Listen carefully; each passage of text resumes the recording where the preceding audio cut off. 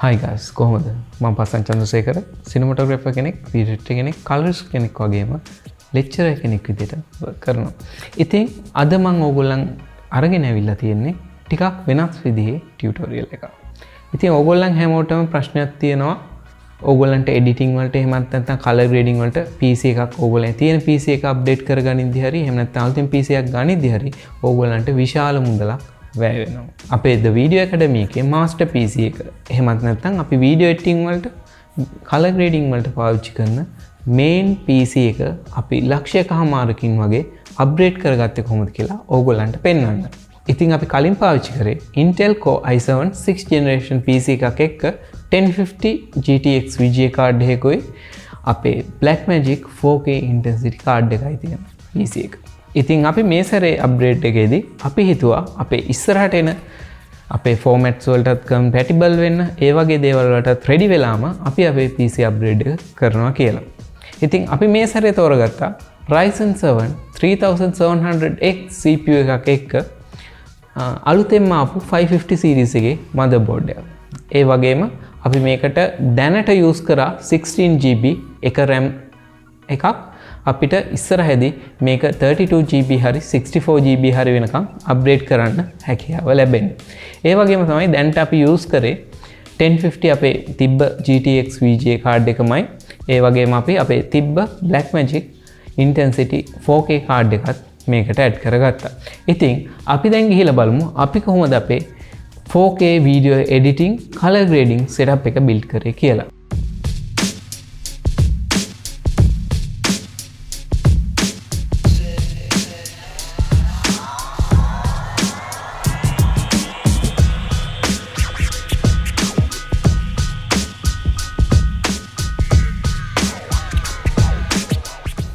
Right. අද අපිට තියෙන්නේ වීඩියෝ එඩිටින් වලට ඒ වගේම කලර් ග්‍රේඩින් වලට කරන බිල්ඩ් එකක් ගැන බලන්න. ඉතින් අපිට තියෙනවා ASUS ලගේ tough gaming series එකේ B550M plus Wi-Fi කියන motherboard එක. ඉතින් මේ board එකේ අපි මුලින්ම unbox කරලා බලමු. unbox කරාම අපිට මුලින්ම දකින්න තියෙනවා Wi-Fi antenna එක. ඊට පස්සේ අපිට තියෙනවා motherboard එක. පස්සේ අපි බලමු right ඊට පස්සේ අපිට තියෙනවා back panel එක තියෙනවා ඊට පස්සේ certification of reliability ASUS documentation වගේක් තියෙනවා ගොඩක් stickers set එකක් තියෙනවා DVD එකක් තියෙනවා ඒ වගේම තමයි අපිට තියෙනවා SATA cable දෙකක් M2 hard drives connect කරගන්න අවශ්‍ය. right ඊට පස්සේ අපිට තියෙනවා අපේ processor එක AMD RYZEN 7 3700X processor එක. අපි මේක unbox කරගමු.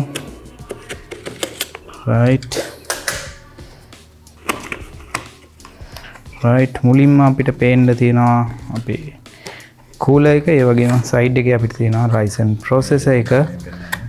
මෙන්න මේ විදිහට processor එක ඒ වගේම Ryzen sticker එක. මේකත් දැන්ට පැත්තකින් තියාගමු. ඒ වගේම තමයි අපිට තියෙනවා Ryzen 7 එකට එන stock cooler එක. stock cooler එකේ ඕගොල්ලන්ට Ryzen 7 series එකට එන stock cooler එක එන්නේ RGB එක්ක. ඉතින් මේ cooler එකේ යට ඊට අදාළ කරන connectors වලට RGB වලට අදාළ connectors දෙකක් තියෙනවා. මේ cooler එකත් පැත්තකින් තියාගමු. අපිට මේ Ryzen processor එකේ box එක ඇතුලේ බලා ගන්න පුළුවන් AMD Ryzen එකට අදාළ කරන documentation තියෙනවා. ඊට පස්සේ processor එකේ වගේම sticker එකක් ලැබිලා තියෙනවා. ඊට පස්සේ අපි unbox කරගමු අපේ RAM module එක. අපි දැනට අපේ RAM එක විදිහට 16GB එක stick එකක් පාවිච්චි කරනවා 3200 MHz speed එකේ. මොකද අපිට ඉස්සරහට අප්ග්‍රේඩ් එකකට යන්න RAM අප්ග්‍රේඩ් එකක් කරගන්න අවශ්‍ය වෙන නිසා 32GB හෝ 64GB දක්වා. ඊට පස්සේ අපි unbox කරගමු අපේ Alexa NM610 250GB අපේ M2 SSD එක.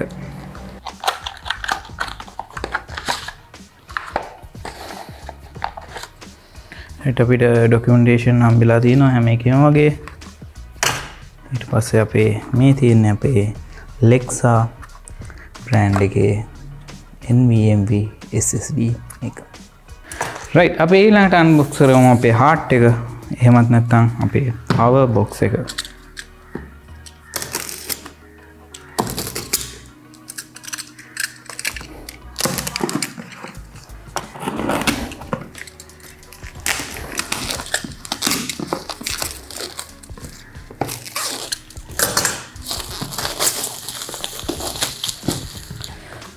අපි power box එක විදිහට select කරගෙන තියෙන්නේ NWE 450 කියන power supply එක. ඉතින් අපේ power supply එකෙත් සුපුරුදු පරිදි documentation තියෙනවා. ඊට පස්සේ power cable එකක් තියෙනවා. ඊට පස්සේ අපේ power supply unit එක මෙන්න මේ විදිහට අපිට බලා ගන්න පුළුවන්. right ඕගොල්ලන්ගේ දැක්කේ අද අපි select කරගෙන තියෙන computer parts ටික මොනවද කියලා. ඉතින් ඕගොල්ලන් බලන්න ඇති ඇයි මේ අපි Intel වල ඉඳලා AMD වලට මාරු වෙලා තියෙන්නේ කියලා. ඒකට රීසන් එක මෙන්න මේකයි.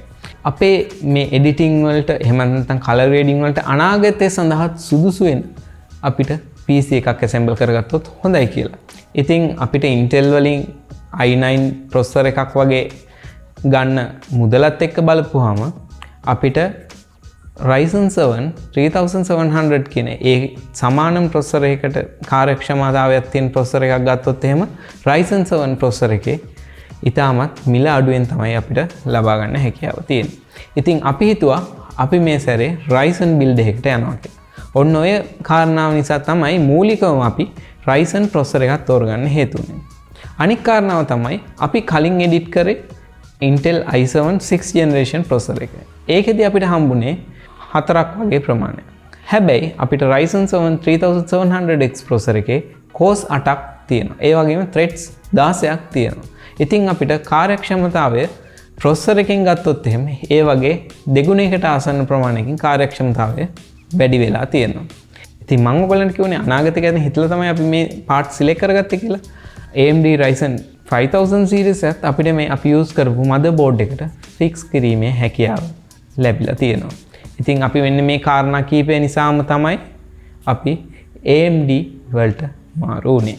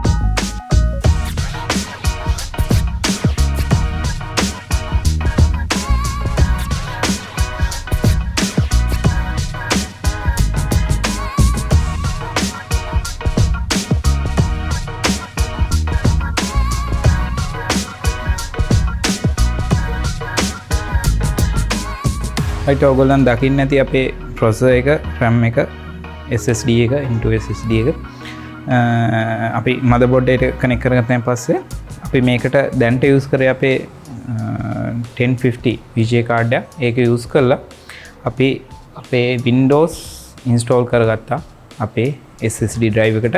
මේක වෙනම අපි තියලා කරන්න ප්‍රධානම හේතුව තමයි හදිස්සි හරි ඔයගොල්ලන් component වල මොකක් හරි issue එකක් තිබ්බොත් එහෙම නැත්නම් connection වල issue එකක් තිබ්බොත් ඔයගොල්ලන්ට මේක casing එක high කරලා තියෙනවට වැඩිය හරි ලේසියෙන් ඒක fix කරගැනීමේ හැකියාව තියෙනවා. එළියේ තියලා මේක on කරලා බැලුවා. right දැන් අපිට තියෙන්නේ අපේ power box එක mount කරගන්න අපේ casing එකට අපි casing එක විදිහට පාවිච්චි කරන්නේ Silverstone PS14E කියන casing එක. ඉතින් අපි casing එකට මුලින්ම අපි mount කරගමු අපේ power supply එක.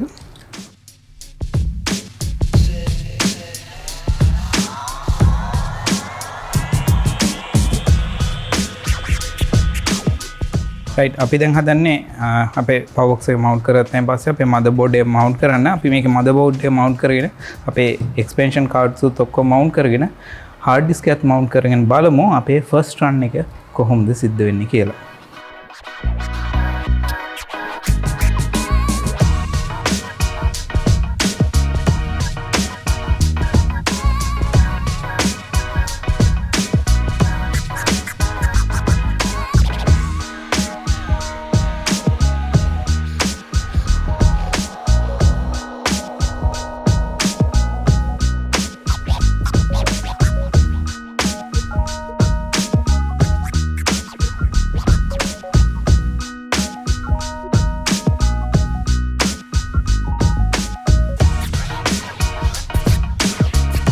right ඕගොල්ලන් ඒ දැකේ අපි කොහොමද අපේ master PC එක video editing වලට color grading වලට අපි build කරගත්තේ කියන එක. ඉතින් අපි මේක දැන්ට සතියකට වගේ කලින් තමයි අපි මේ PC එක build කරේ. ඉතින් අපි මේ footages ටික තියාගෙන හිටියා ඕගොල්ලන්ට මේක වැදගත් වෙයි කියලා මේ වගේ වීඩියෝ එකකින් ඕගොල්ලන්ට විස්තර කරලා මේකට අපි පාවිච්චි කරපු දේවල් මොනවද කියලා පෙන්නන එක. ඉතින් අපිට මේ PC එක හදාගත්තන් පස්සේ අපි සාමාන්‍යයෙන් වෙනදා කරපු දේවල් වලට වැඩිය 50%ක වගේ කාලය අඩු කරලා අපිට පුළුවන්කම ලැබුණා අපේ වැඩ ටික ඉවර කරගන්න. උදාහරණයක් විදිහට ගත්තොත් එහෙනම් මියුසික් වීඩියෝ එකක් වගේ සාමාන්‍යයෙන් අපි i7 6th generation processor එක තියෙන අපේ machine එකේදී export කරද්දී අපිට විනාඩි 30ක වගේ කාලයක් ගත වුණා. ඉතින් දැන් අපි අලුතෙන් build කරපු PC එකේදී අපිට හැකියාව ලැබුණා මේ project එකම export කරන්න සාමාන්‍යයෙන් විනාඩි 13ක් 15ක් වගේ අතර කාලයකදී. ඉතින් අපිට 50%ක විතර අපේ ටයිම් එකේ ඉතිරියක් ලැබුණා අපේ මේ PC අප්ග්‍රේඩ් එක නිසා. ඒ වගේ තමයි අපේ එඩිටිං එකේ තිබ්බ එක්ස්පීරියන්ස් එක මාර විදිහට ස්මූත් වෙලා තියෙනවා. අපි වෙනදට අපිට මොකක් හරි ඉෆෙක්ට් එකක් පාවිච්චි කරොත් උදාහරණයක් විදිහට ගත්තොත් අපි ස්ටැබිලයිසර් ඉෆෙක්ට් එක පාවිච්චි කරොත් අපි ටික වෙලාවක් බලන් ඉන්නවා ස්ටැබිලයිසර් ඉෆෙක්ට් එක ඇඩ් වෙනවා. ඉතින් දැන් අපිට එහෙම ලොකු වෙලාවක් බලාගෙන ඉන්න අවශ්‍ය වෙන්නේ නැහැ. ස්ටැබිලයිසර් ඉෆෙක්ට් එක දාලා අපි ස්ක්‍රබ් කරද්දි ටයිම්ලයින් එක through අපිට ස්මූත් ප්‍රීවිව් එකක් බලා ගැනීමේ හැකියාව තියෙනවා. ඉතින් අපි මේකේ සෙකන්ඩ් ස්ටෙප් එක විදිහට අපිට තියෙනවා අපේ VGA කාඩ් එකේ අප්ග්‍රේඩේෂන් එකට යන්න. අපි මේකට ප්ලෑන් කරලා තිබ්බේ 1660 super VGA කාඩ් එක. ඒ වගේම තමයි අපි මේකට ප්ලෑන් කරලා තිබ්බේ 32GB RAM එකක්. ඉතින් ඒ වගේම තමයි ඕගොල්ලන් දන්නවා ඇති ප්‍රීමියර් වල වගේ වැඩ කරනවා නම් ඕගොල්ලන් හුඟක් වෙලාවට half එහෙම නැත්නම් quarter වගේ දාගෙන තමයි preview quality එක බලන්නේ. හැබැයි අපිට මේ PC එකේදී පුළුවන්කම ලැබුණා full HD edit කරපු project එකක්. කිසිම lag වීමකින් තොරව full resolution එකෙම බලන්න. ඉතින් ඒ වගේම තමයි 4K experience එකත් මාර smooth විදිහට අපිට ලබා ගන්න හැකියාව තියෙනවා මෙන්න මේ PC එකකින්. තව දෙයක් මම ඇඩ් කරන්න කැමතියි. ඕගොල්ලන් PC එකක් build කරනවා නම් ඕගොල්ලන්ගේ video editing වලට එහෙම නැත්නම් color grading වලට ටිකක් ඉන්ටර්නෙට් එකේ හොයලා බලන්න. ඕගොල්ලන්ට ඒ අදාළ කරන components හරියට match වෙන විදිහට select කරගත්තොත් ඕගොල්ලන්ට කිසිම කරදරයක් නැතුව හොඳ build එකක් කරගන්න පුළුවන්. ඉතින් ඔයාලටත් video editing PC එක ගැන එහෙම නැත්නම් color grading PC එක ගැන මොන හරි ගැටලු තියෙනවා නම් එහෙම නැත්නම් ඕගොල්ලන්ගේ experience එක share කරගන්න පුළුවන් අපේ පල්ලෙහා comment section එකේ. අපිට පුළුවන් හැම විදිහකටම ඕගොල්ලන්ට උදව් කරන්න සූදානම්. ඕගොල්ලන් බලන්න ඇති මොකද මේ The Video Academy YouTube channel එකෙන් වෙනදට video tutorials අරගෙන එන YouTube channel එකකින් මොකද මේ PC එකක් assemble කරන tutorial එකක් අරගෙන ආවේ කියලා. අපි මේක ගෙනාවේ අපි හිතුවා අපිත් එක්ක එකතු වෙලා ඉන්න ඕගොල්ලන්ටත් PC එකක් assemble කරගන්න එක සහ මේ video editing වලට color grading එකට specialize වෙච්ච PC එකක් කොහොමද select කරගන්නේ කියන එක පිළිබඳව ගැටලු ඇති කියලා. ඉතින් ඒ නිසා තමයි අපි මේ විදිහේ එපිසෝඩ් එකක් ඕගොල්ලන්ට අරගෙන ආවේ.